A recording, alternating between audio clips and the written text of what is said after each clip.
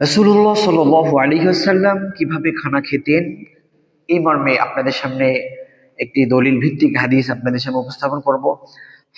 হযরত আনাস ইবনে মালিক রাদিয়াল্লাহু তাআলা আনহু থেকে বর্ণিত, তিনি বলেন, নবী করিম সাল্লাল্লাহু আলাইহি ওয়াসাল্লাম কখনো টেবিলে বসে খানা খাননি এবং ছোট পেয়ালা বিশিষ্ট খঞ্চায়ও কখনো খানা খাননি।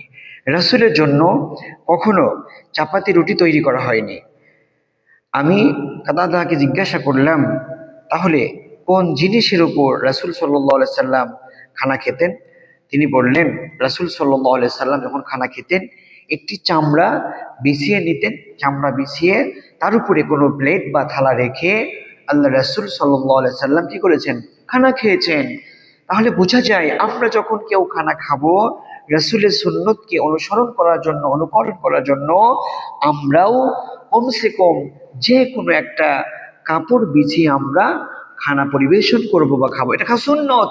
আমরা অনেকে জানি না, না জানার কারণে আমরা আমলগুলো করতে পারি না। আসুন আমরা সকলেই চেষ্টা করি আমরা যেন সকলেই দস্তরখানা বিছিয়ে খানা খাওয়ার সুযোগ বা পরিবেশ আমরা তৈরি করতে পারি। একটা সুন্নতকে আমরা চিন্তা করতে পারি, আমলে পরিণত করতে পারি। সামাইলে তিরমিজিতে হাদিসটি এসেছে। আল্লাহ রাব্বুল আলামিন আমাকে আপনাকে সকলকেই তৌফিক দান করুন এই আমলটির উপরে আমরা যেন পরিপূর্ণ আমল করতে পারি। আল্লাহ আমাদেরকে আপনাকে সকলকে তৌফিক দান করুন। আল্লাহুম্মা আমিন।